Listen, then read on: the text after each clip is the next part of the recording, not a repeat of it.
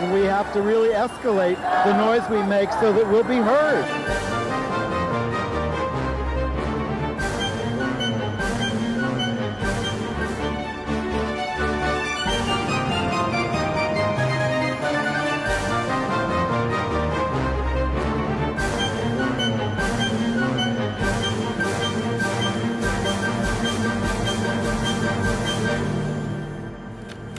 Welcome to Gay USA. I'm Andy Hum. I'm Ann Northrup. What's a North Carolina-related song we could sing? Well, think about that. I don't mean to make this a quiz, but the news is all about North Carolina again this week and a few other states, starting with, of course, the governor's feeble attempt to recover from the onslaught of criticism for his signing the anti-LGBT law. He's not getting very far with that. This is all about the backlash against the anti-LGBT backlash in North Carolina and Mississippi. It's in full swing. Corporations, organizations, they're bailing out of these states. Which is great. And in fact, it's reverberating everywhere, including New York City, where the 37th annual Mississippi picnic has been canceled over the anti-LGBT law there. Sorry to disappoint you. Tennessee has also moved anti-LGBT legislation this week. And will hopscotch a few other states. Meanwhile, former U.S. Speaker of the House Denny Hastert, you remember him, who vigorously opposed LGBT rights and then got revealed to have sexually abused a number of boys when he was coaching in his early years, may end up on the sex offender registry. Doubts have been raised about whether the incident we reported on last week in Miami Beach was really a gay bashing. Yeah, doubts is an understatement. The appeals court has severely criticized, Andy says, spanks, the judge who tried to stop same-sex marriage in Puerto Rico. The Pope wrote a long letter on sexuality issues, and he wants to sound nice, but he can't bring himself to be nice. Just keep remembering one phrase. Nothing has changed. Nothing. Yeah. Andy will review a very gay version of Richard II that he saw in Brooklyn. With David Tennant in the lead. Is there anything Shakespearean about North Carolina? Is it a tragedy? Is it a comedy? It's a farce. Thank you.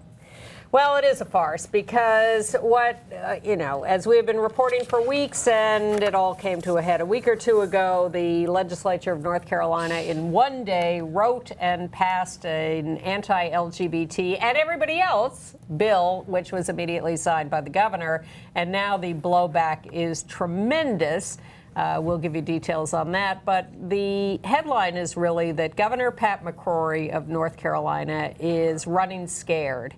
He, yesterday, as we are taping on Wednesday, issued an executive order in his state saying that, in fact, what does it say, well, Andy? Let's see what he says. Well, it does maintain the common sense gender-specific restroom and locker room facilities. Oh, this is the thing. We must have privacy and equality. That's what he says. Yeah. He says he's affirming the private sector's right to establish its own restroom and locker room policies.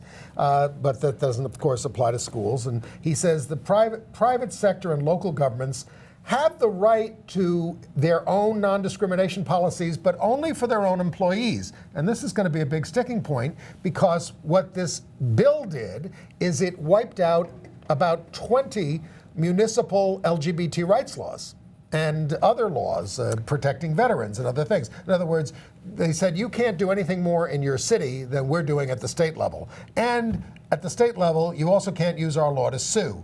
That is changed by the... Well, he's proposing a change. What his executive order says is that the state government will now not discriminate in employment for its state employees on the basis of sexual orientation or gender identity. Except in restrooms. You can have the job, you just can't use the restroom. We're being serious. We are serious, but nonetheless, And he wants to reinstate the right to sue. This is quite an admission on his part of failure, that he is attempting to mitigate his situation. We've been so misrepresented about what we were trying to do. But, you know. But he's standing firm on the bathroom laws. He's saying that cities, counties, and corporations, businesses can make their own laws about non-discrimination, but he is not allowing for their own employees. For their own employees, not a citywide law that protects everybody in the city. It wipes out 20 laws. So he's maintaining the bathroom law everywhere, that if you are transgender or transsexual, you must use the bathroom that corresponds to your original birth certificate or your current birth certificate. Some people will be okay with that, others not. And he is proposing that the state legislature reinstate the right of people to sue the state for discrimination. Now let's talk about what... To the extent they are protected by non-discrimination laws. And of course, all this would be solved if we would pass the Federal Equality Act, which would cover everybody in the country. But let's talk about some of the things that led up to this in terms of reaction that he was getting. Can I make one detour first before I forget it? Yeah. Equality, we share. There is no enforcement provision in the law on the bathroom law. None. Oh. The president of the university system of North Carolina, Margaret Spellings, the right-wing Secretary of Education in the Bush administration, said, we will follow the bathroom law.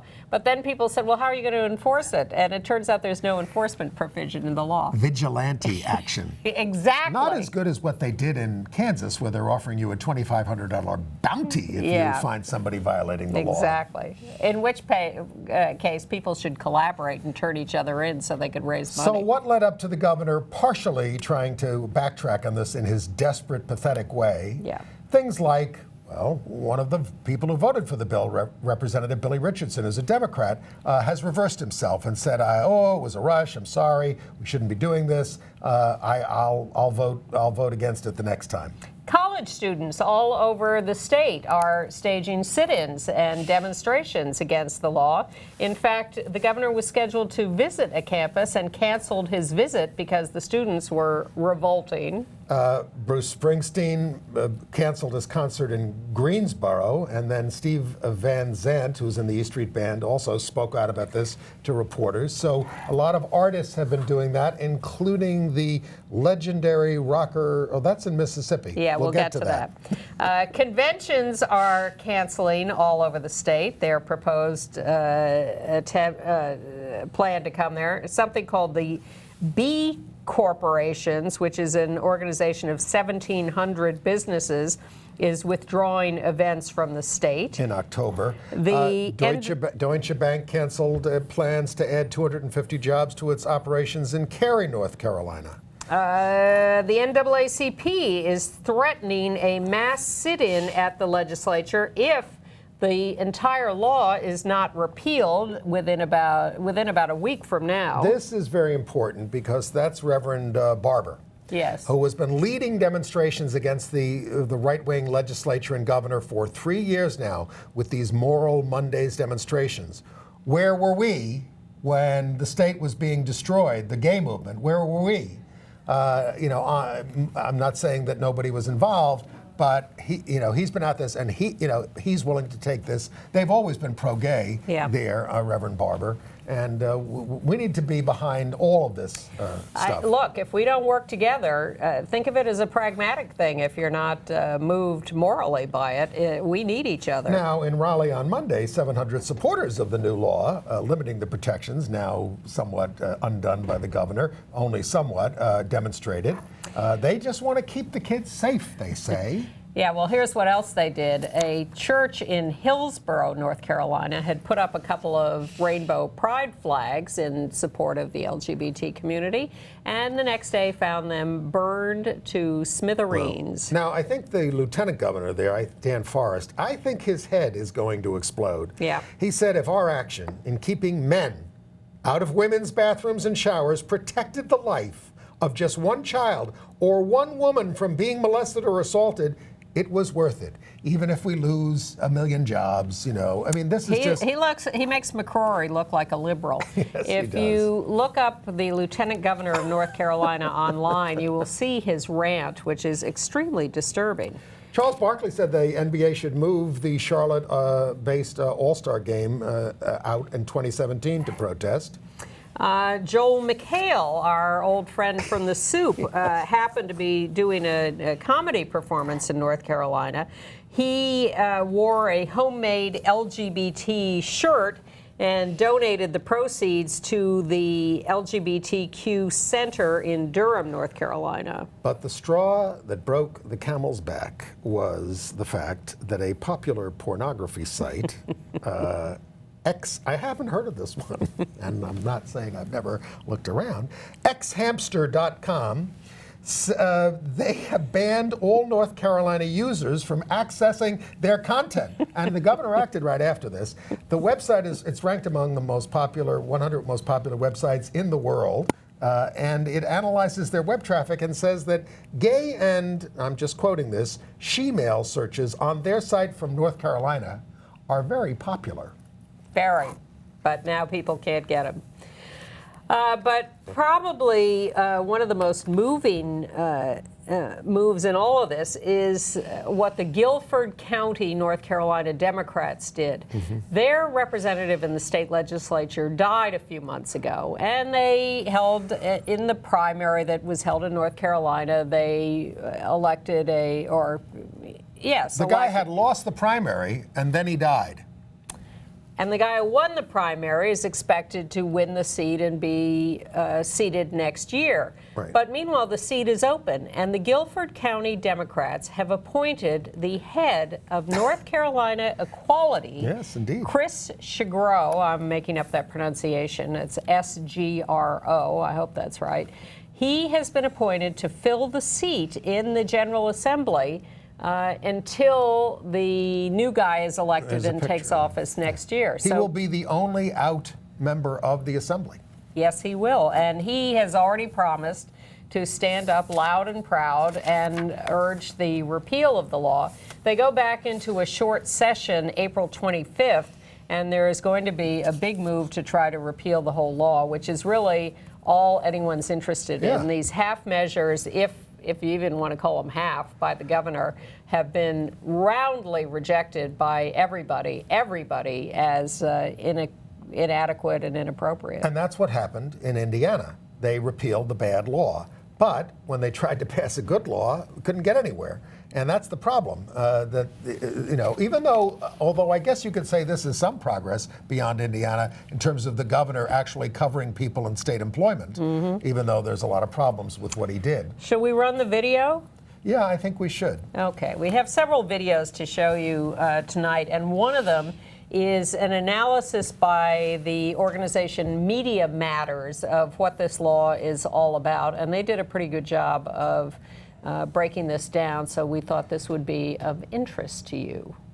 North Carolina just passed a law banning people from using certain bathrooms that don't correspond with their biological sex. Passed easily on Wednesday with unanimous support from Republicans. So if you're a transgender woman in North Carolina, you can be required to use the men's bathroom. It's going to force people like me into men's rooms, which is going to put us in a huge amount of danger of physical violence and sexual assault. Putting me in a women's locker room puts me at risk for violence. It makes me very vulnerable. Proponents of these laws claim they're needed to stop sexual predators from dressing up as women and sneaking into women's restrooms by pretending to be transgender. Seriously. Any man at any time could enter a woman's bathroom simply by claiming to be a woman that day. Registered sex offenders could follow women or young girls into the bathroom. We're concerned about the safety of the women. We're concerned about the safety of the young girls. As ridiculous as it is, that talking point has dominated news coverage of the fight for transgender equality.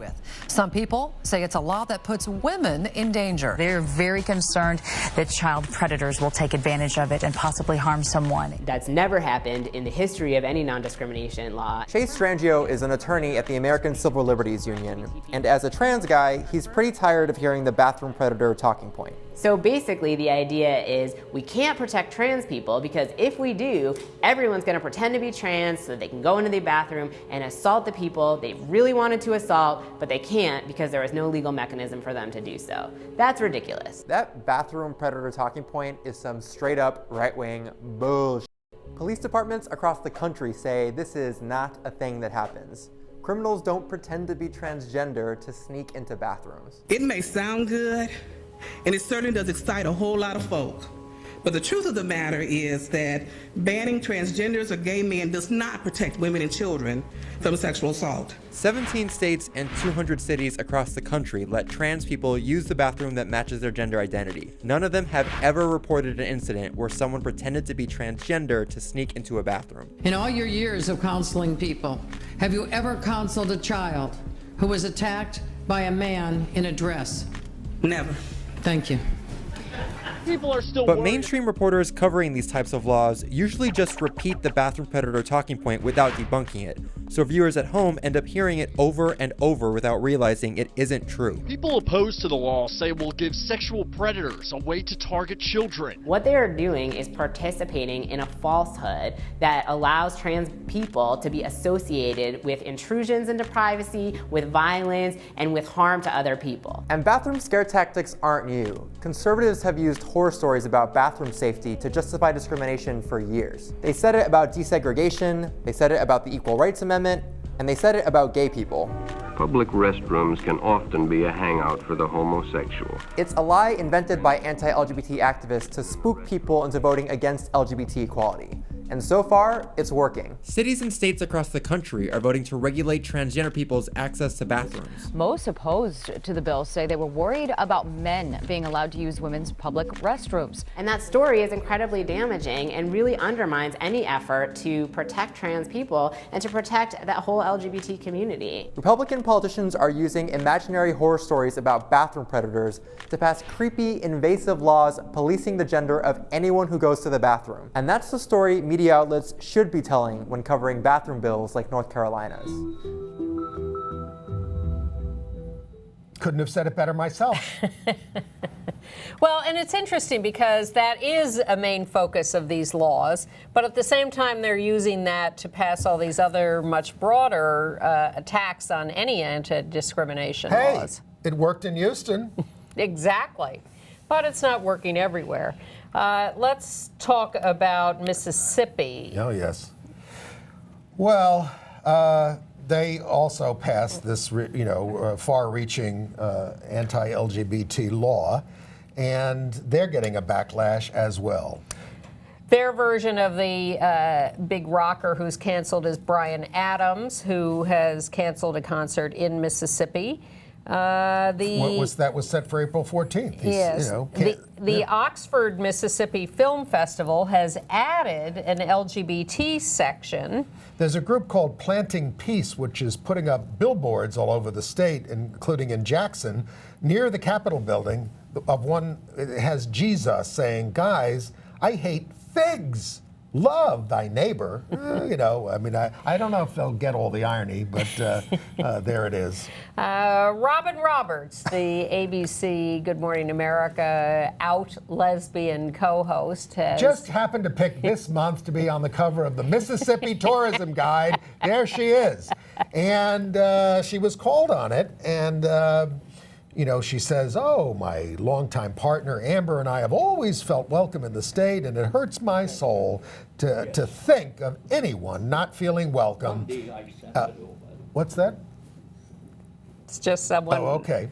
And what we all deserve to have in common in this state is the right to be treated equally. It was kind of a weak statement in terms of how bad this law is. Well, the mayor of Portland, Oregon was supposed to go to Mississippi to commission the new USS Portland ship, Charlie Hales, and decided he would not go to Mississippi to do that. So they will eventually, at the end of next year, bring the ship to Portland. This for is the the ceremony. U.S. Navy saying, fine, we will have you dedicate the ship in Portland, yes, Oregon. Well, they're going ahead with some dedication of the ship in Mississippi, but to have the mayor of Portland do it, they will wait till next year. 95 writers from Mississippi have signed a big petition standing up and opposing this violation of rights and calling for the repeal of House Bill 1523. Local businesses in Mississippi have started an Everyone's Welcome Here campaign, the Restaurant Association and hotels.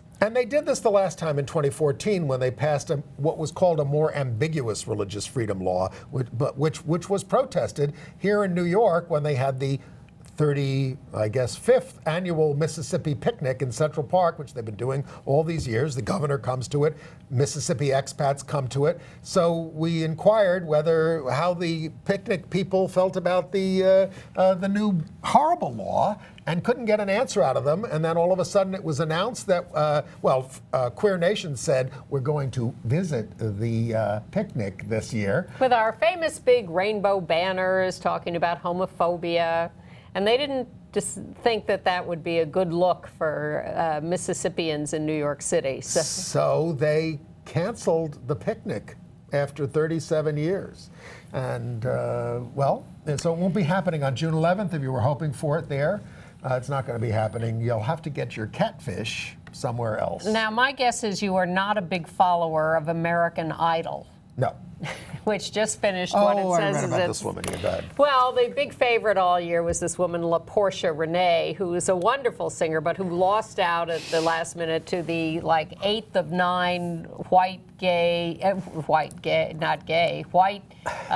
guitar playing men who have won the show just inexorably over the last few years. So everybody was very disappointed that LaPortia lost until LaPortia, a Mississippi native, was asked what she thought about the new law and said, well, I don't agree with that lifestyle, at which point no one cared anymore that LaPortia had lost American Idol. Well, the other thing, of course, that's threatened against these states that do these things is the slashing of federal funding. Yes. All kinds of funds that the federal government could withhold because you're now, with these anti-transgender laws, are now discriminating on the basis of sex, is what they're saying. But the question is whether the federal government's going to follow through on this. The White House spokesperson was asked about this. They're looking into it.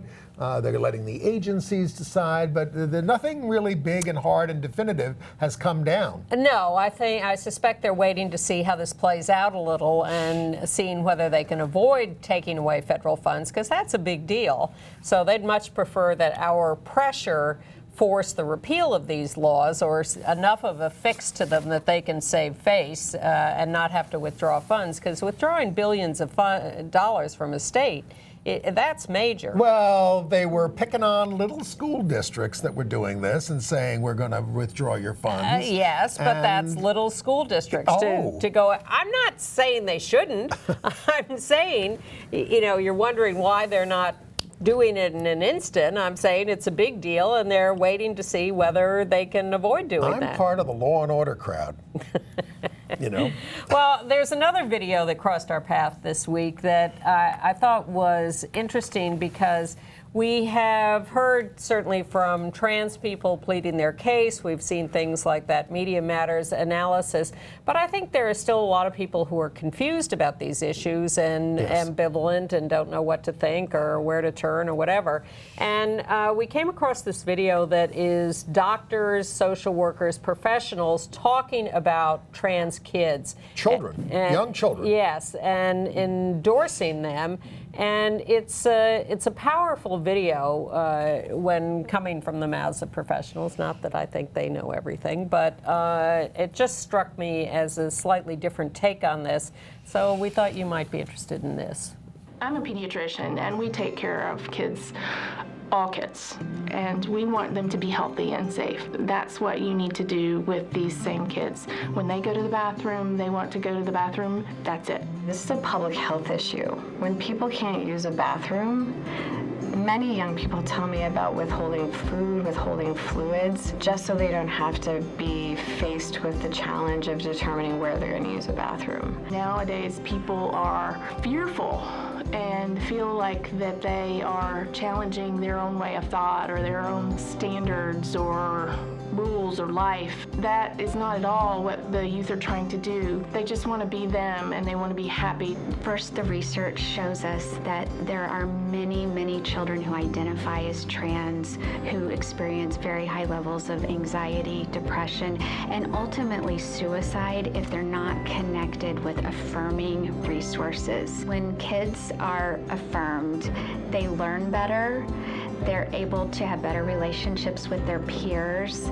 They feel more support from their family system and more connected with the people around them. When I have a parent who comes back after really getting to know who their child is, and they say, I finally saw a smile in my child that I never thought would exist, that keeps me going for the year. Lawmakers introducing bills that make it difficult for trans kids to survive in school or in society. It's horrific when that happens. We need to support all of our citizens and make the world safe for these kids. My patients come from all over. Many of them are in the middle of nowhere. Transgender children and transgender people, they're everywhere. We see our patients come from all walks of life, from urban areas, from suburban areas, from rural areas, all over. It's not uncommon for us to get calls from families across the country just seeking information or education about where they can go. I would request that anybody who's making a law that says that you can't use a bathroom, go through a day trying to experience that first before putting that law on somebody else's head. They want to be able to go to school, and they want to be able to do basic things like go to the bathroom without being afraid. This isn't really about trans kids at all. This is about demystifying that fear. I wish people knew that trans kids are truly amazing, wonderful kids. They're just like everyone else, and they're also really special.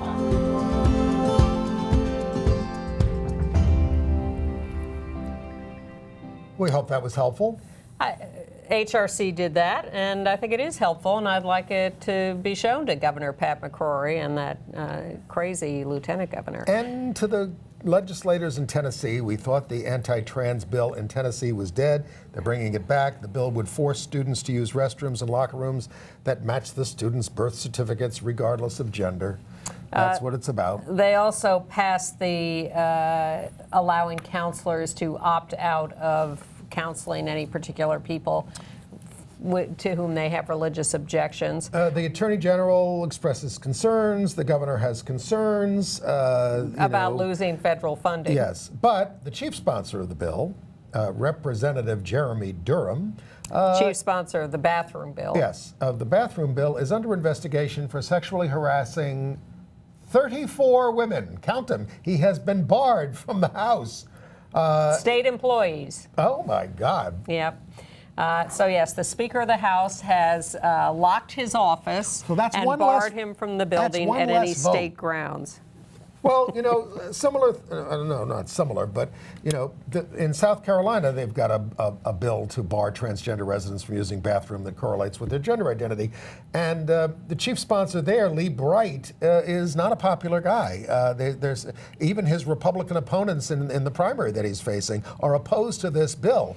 They had a big hearing on it today as we're taping. It may have been disposed of by the time you see this, in part because Governor Nikki Haley is against it. The Democrats are certainly against it. And Lee Bright, the sponsor, commenting on PayPal withdrawing from its plans to build in North Carolina, said PayPal has shown its support for pedophiles by wanting them to go into bathrooms. Well, that is not the kind of talk that is going to get your bill passed. But even though they haven't passed the bill already, Anthony Watson, who's an out gay British CEO of a company called Uphold, has decided to move its U.S. corporate headquarters from Charleston, South Carolina, to Los Angeles, California. A couple more little pieces of bad news before we get to what really is some good news around the world, too.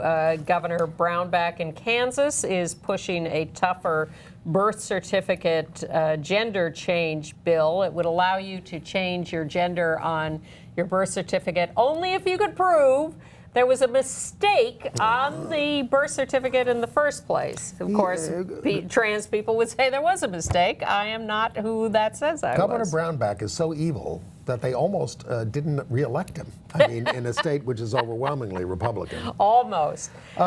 In Maine, the state has approved the language for a petition to remove sexual orientation from the Maine Human Rights Act that was filed by the Christian Civic League, so they can gather signatures. The bill's been in effect. The law's been in effect since 2005. No problems, but they're going to have to. It's not hard to get. We're the scapegoats. Well. This is, look, it's 2004 all over again. Some people are hoping that this will turn out a lot of liberal voters in the state for a variety of reasons. No, I hope so.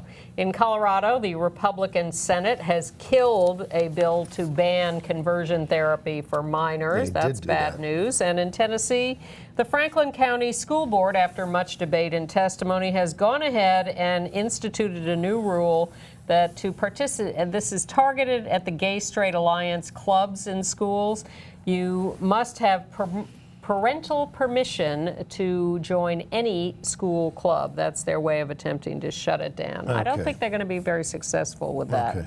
Should we get to the good news? Well, okay. Let's talk about Governor Tom Wolf then. Let's do. In the face of all this, you know, some states have been banning travel to the bad states and all this kind of stuff. But Governor Tom Wolf is in Pennsylvania, and it's a state where we've been unable to get an LGBT rights law passed statewide, even though many of the major cities have it, of course, and have had it for years. So Governor Wolf did a bunch of executive orders this year, and why don't we let him tell you about it? Governor Wolf. This is two executive orders that I am going to sign in a minute. That is an effort to explicitly and decisively end discrimination based on sexual orientation, gender expression, and identity in the executive branch of our state government.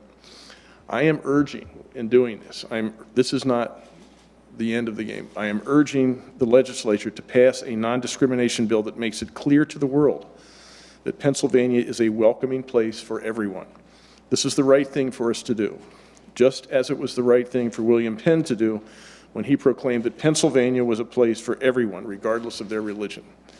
But this is also the smart thing to do.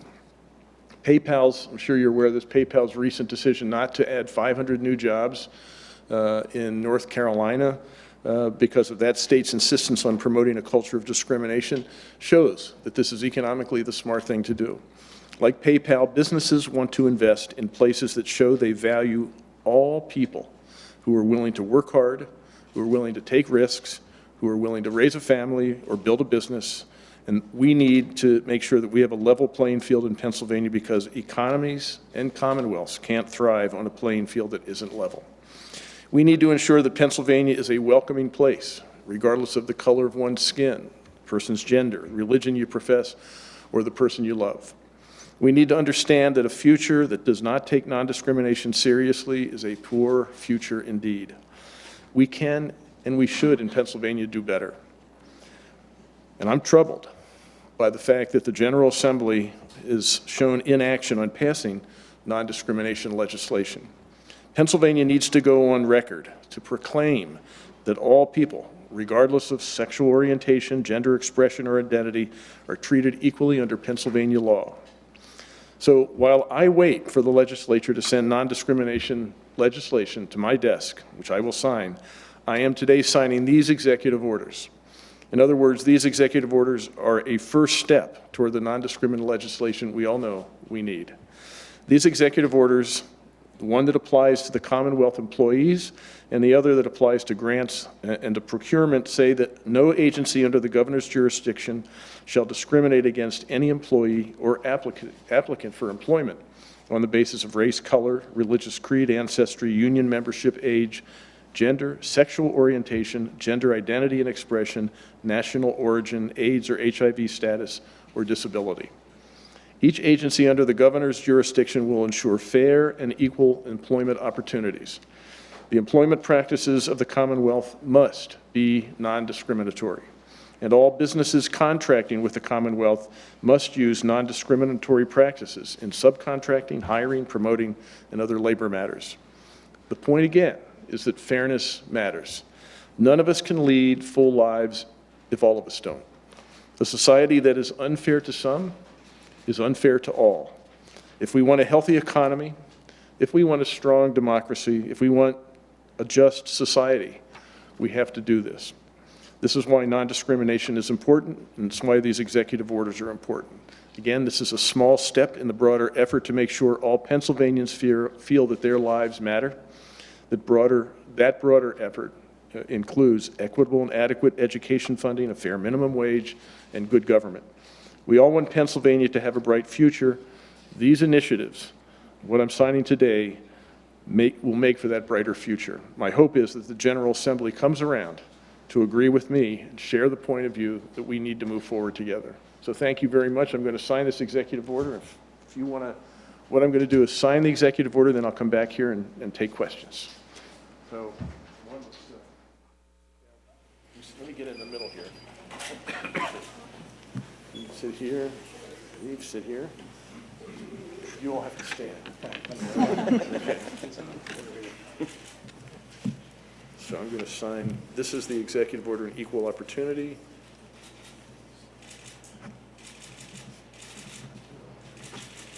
And the date is 7th. I want to make sure I get this right. And then Amen. Tom Wolf.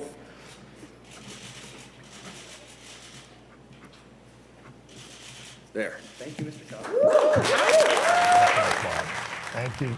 Thank you, Governor Wolf. Excellent. Also, Governor Markell of Delaware issued a very eloquent statement on video this week supporting non-discrimination. You can look him up online, or maybe we'll link to that on our show note. We will. If you want to be on our email list to get these links and other program updates and previews of the program, you can go to our website, gayusatv.org,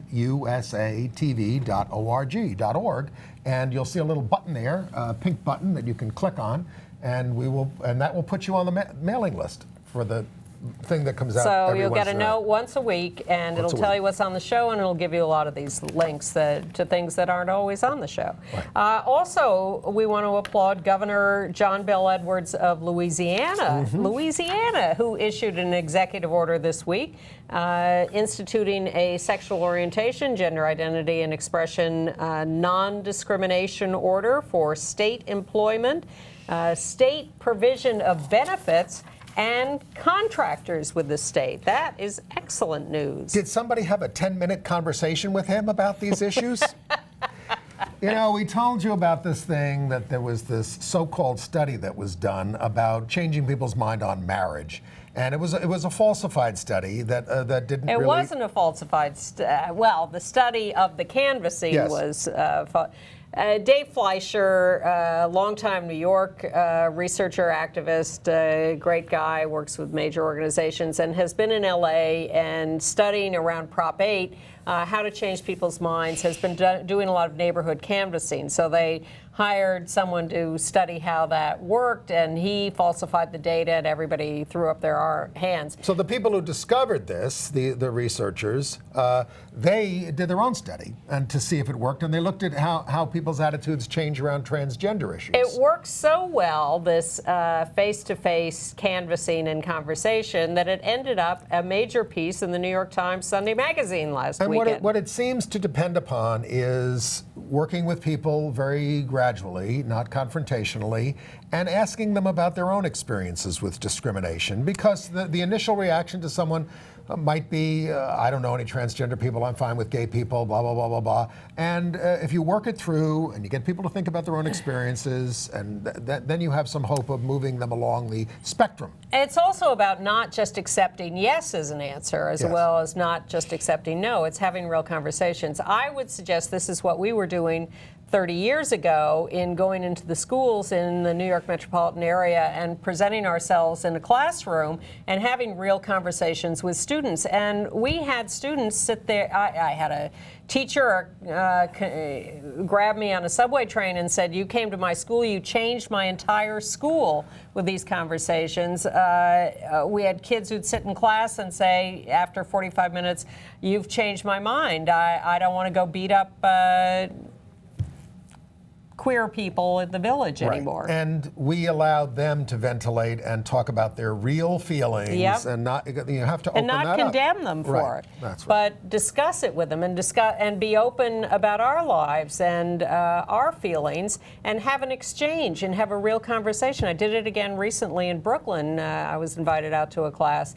And again, 30 years later, it is still working. They have the same questions, and it's really important to have these conversations. I did condemn one kid at the Dalton school as being quite obnoxious, but it's a long story, and I won't get into it right well, now. I once said one kid said something about, if I found out you were living next to me, I'd want to burn your house down. And I said, well, hearing you say that makes me want to kill you, but... It also makes me want to get out of the phone book.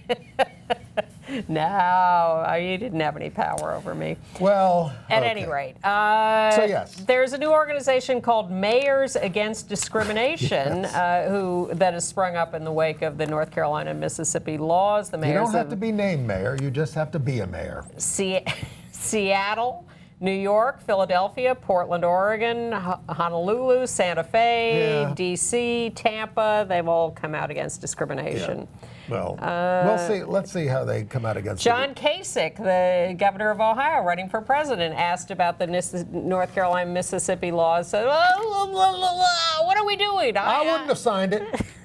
Here, come on, folks. Sell them a cupcake. What if you're a photographer and you don't want to go to their wedding? You don't have to. Why do you have to write laws about this? He says he's against discrimination. Totally, 100%, except there is no anti-discrimination law for gay people in Ohio, where you are governor. And you did kill all funding for Planned Parenthood. Please. Give me a break. And, please. Yeah. He tries to sound reasonable. Be careful. Do be careful. They all try to sound reasonable. Michigan, we're trying to pass anti-discrimination laws in Michigan, but meanwhile, there are legislators there who want to introduce an anti-trans student bathroom bill. They're just not going away. And they're still considering a constitutional amendment in Missouri to allow religiously affiliated organizations, to discriminate, et cetera. And that would be a ballot measure. And I hope you people in Missouri are looking at what's going on in North Carolina and every place else and saying, maybe we don't want to be this way. If people were looking across states, none of this would be happening, but it is. You'll be happy to know, however, that in Florida, they have repealed the 1868 law that forbade unmarried men and women from living together. There were no such laws for same-sex people living together because no one could imagine in 1868 that would be a problem. But those laws still exist in Michigan and Mississippi, so watch out for cohabitation. By the way, we were talking about kids. Kids at the Lighthouse College Preparatory Academy in the Bronx nixed a visit by Ted Cruz. In a letter to the principal, they referred to him as misogynistic, homophobic, and racist, and called his potential presence on their campus offensive. Yeah, it is offensive. In Florida, I'm sorry to say the Department of Children and Families has backed down to the right wing. They are ditching the new rules they had proposed of non-discrimination for sexual orientation and gender identity in the care of foster kids.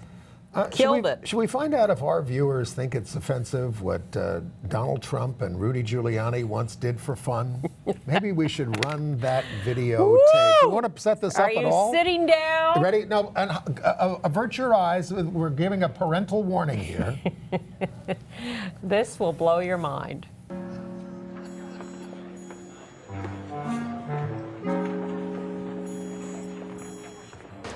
You're really beautiful. And a woman that looks like that has to have her own special scent. Oh, thank you. Maybe you could tell me what you think of this scent.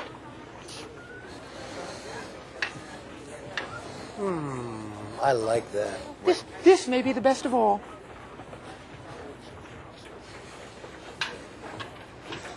Oh, you dirty boy, you. Oh. Donald, I thought you were a gentleman. You can't say I didn't try. Mayor Giuliani, he's given away over $2 billion in corporate wealth.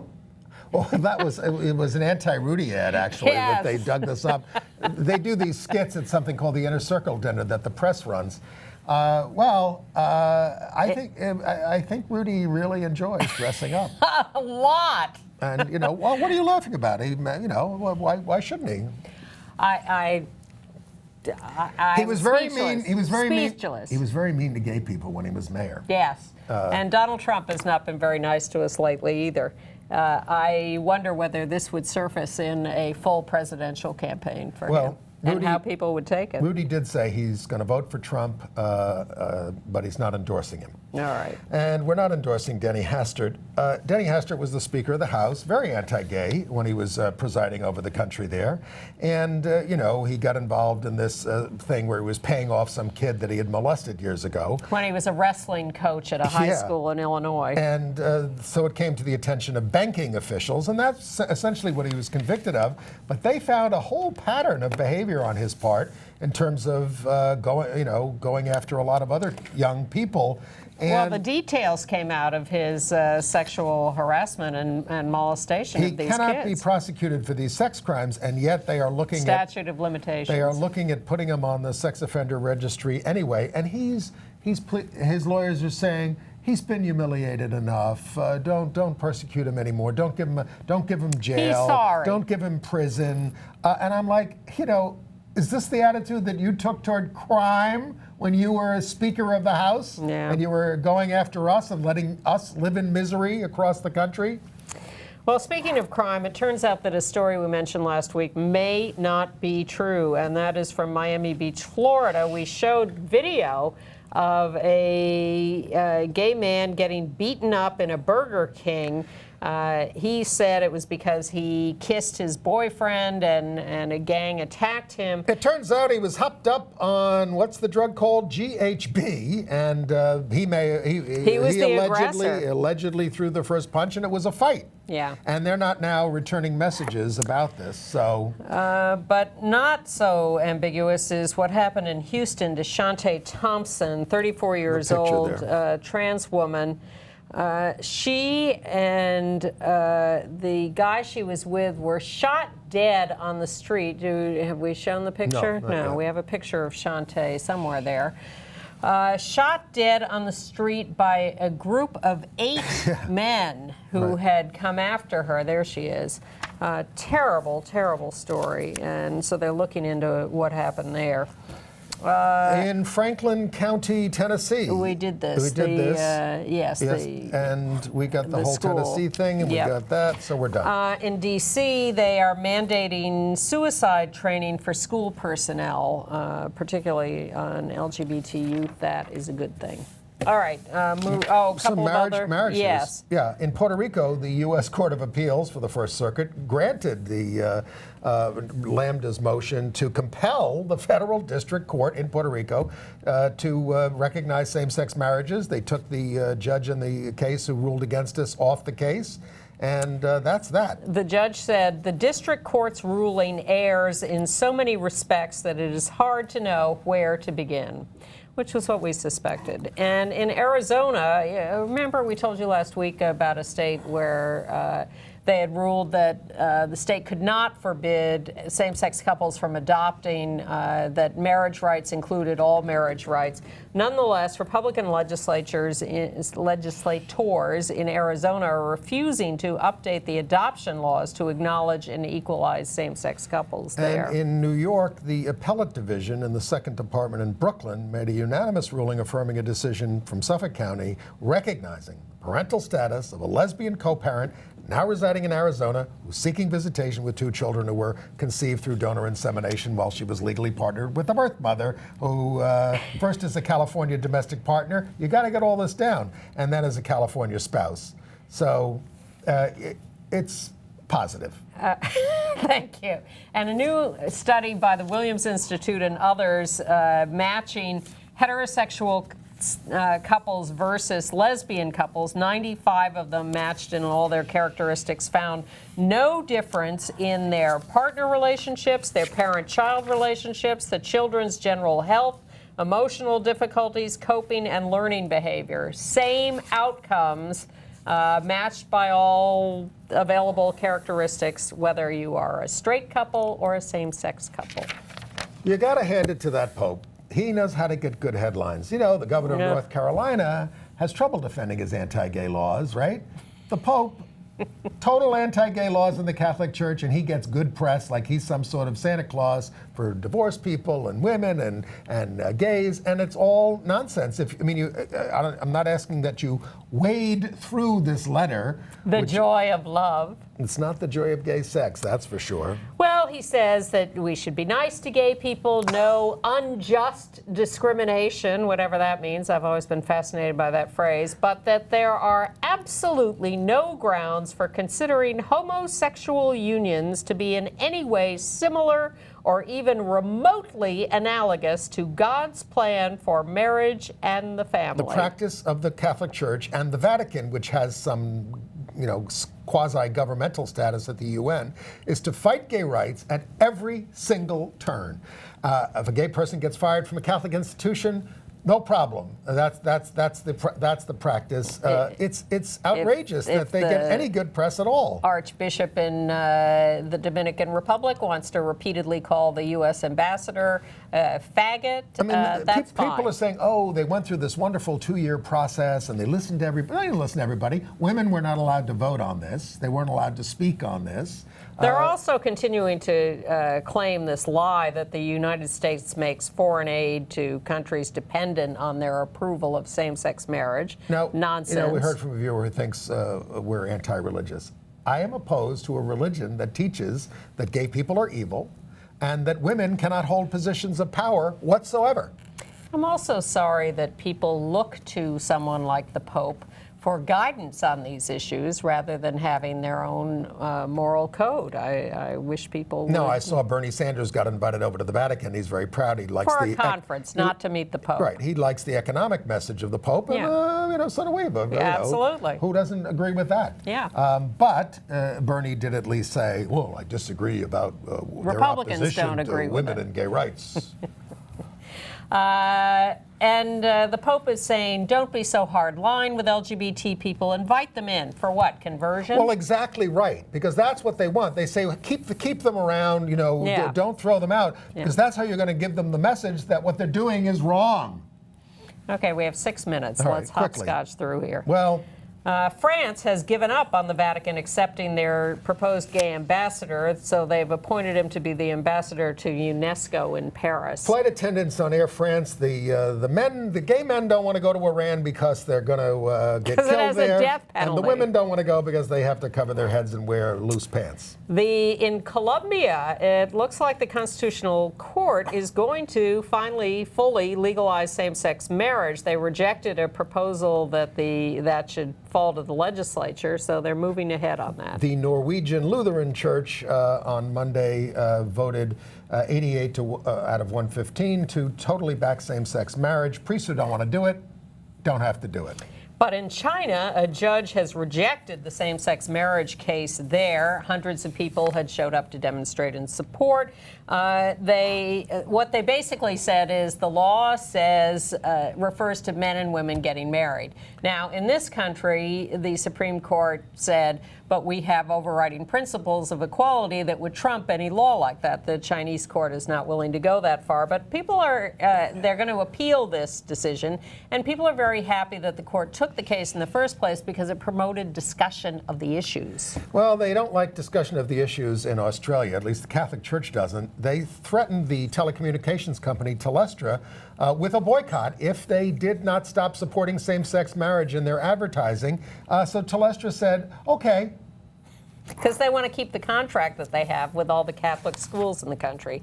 Also in China, the court this week heard the case filed by a transgender man for discrimination.